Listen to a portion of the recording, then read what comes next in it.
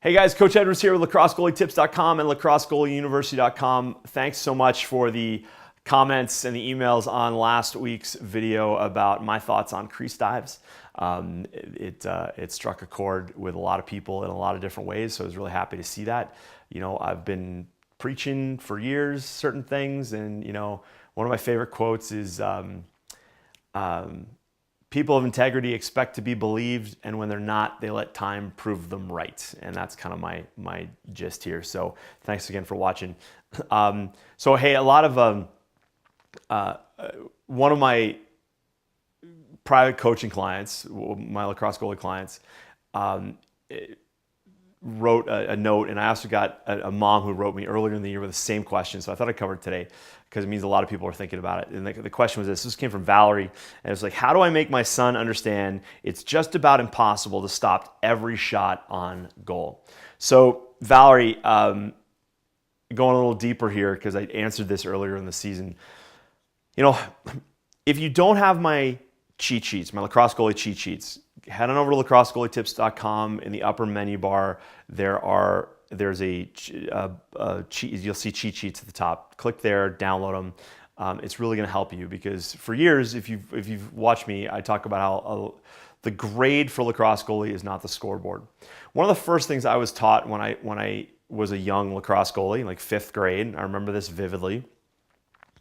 Mr. Wilson said that you never get a shutout in lacrosse. And it's not like hockey. And at the time, I wasn't a hockey goalie. I was a hockey goalie a few years later, but I really learned this. You know, in hockey, you can have a game where you win 1-0. And a goalie can have a save percentage of 100%. You know, the average, the really good NHL lacrosse goalies are 96% and up, right? But in lacrosse, it's a different deal. Why is the question? Well, and this is what, Valerie, this is what I want you to pass on to your son, and for anybody out there who's got a goalie who's trying to figure this out. Why is it so hard to stop the ball in lacrosse? If you watch my video, why is lacrosse goaltending so damn difficult? I'll put a link below. You'll get a little bit of another perspective on this. Lacrosse goaltending is really difficult because we play in front of a 6x6 foot net. We don't wear enough equipment. We're kind of stuck between being a goalie, but also being a player on the field. And when you're a player on the field, you have different needs than when you're in the cage and you're just a stopper. If you look at a hockey goalie is really a shot blocker and a swallower. Right? They'll catch, you know, they'll basically drop and they'll catch a ball in their groin, basically. Whereas lacrosse goalies, it's not correct, but most goalies think that they're trying to catch everything with their stick. And that's not true. There's added difficulty because a lacrosse player has a pocket that has a lip in it. And because the ball can come from high, low, right, left, up, down, and the player can basically hesitate, it's hard for the goalie to figure out when the ball is coming out of that stick. Whereas in hockey, there's much less for a goalie they need to look at. And so the puck is coming right off that stick, and you can kind of tell where it's going to go. And it's always most likely it's coming from the ice. It's not coming from somewhere high, right? So that what makes lacrosse really, really difficult, right?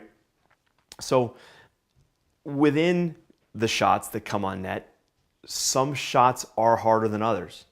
There's no doubt about it. The level of difficulty is higher on some than it is on others. A goalie has to believe that they can stop every ball, right? That's what a goalie's belief is. An elite lacrosse goalie has to believe they can stop every ball. And one of the things I tell my goalies is, like, when you go to the parking lot and you see Mrs. Jones, and Mrs. Jones's son or daughter is like the heavy set defender, and the player, you know, the last goal went around, they ran around that kid and got scored on you on like a 1-0, and they're going like, oh, that one's impossible to save. You know, I love Mrs. Jones. I love people like Mrs. Jones, but they're not elite goalies. And elite goalies have to believe, okay, listen, all right, that goal went in. what could I have done to stop that, and gone from there. All right, that's really the gist of it, is that you have to stop, you don't beat yourself up. You just go, what did I learn from that experience, and how could I save that again? All right, so it's super important for your son to realize that, all right, yeah, there are some shots that are harder than others, and it's important to keep track of that. And that's where you can use those goalie cheat sheets and the scorecards that I give you in that packet, to really use that. And so when you use it, let me know how you applied it and how it changed how he thinks about it, because I guarantee you it will. Because you'll see, like, oh, on shots outside 8 yards, my save percentage is really good. Inside 5 yards, my save percentage is something else, right? But so your goalie will understand that, yeah, there's some shots that are more of a challenge than others. But then the question is, well, how can I stop those? How can I raise my game to stop those more challenging shots? Because that's what every team needs, is a goalie who is committed to making every single save, and believing that they can stop every shot. They just need to learn how. Okay, so that's how you teach a young goalie, a new goalie, how to understand that they're not going to get a shutout, right? A good save percentage look for a lacrosse goalie is in the 60s. For girls it's lower because they face a higher percentage of high quality shots. But then compared to like a hockey goalie that is got all this gear and is, for all those reasons I explained earlier, they're more of a shot blocker, and their team is really used to corralling rebounds and dealing with rebounds and things like that. And the lacrosse goalie it's just a different culture. Okay, so if you're listening to this on iTunes, and I suggest if you're not on iTunes, you can subscribe at Lacrosse Goalie Tip. You just search for lacrossegoalietips.com and iTunes and subscribe over there. And would love it if you would leave. I've never asked for anybody to leave a 5-star review, but that would be super cool. But if you would do that, that would be really, really neat. And yeah, so let's let me know how you applied this to your goalie, or if you're a goalie and you're hearing this, let me know how this affected you and maybe how this changed how you think about playing. All right, so hey, I want to just announce a couple things here while I got you.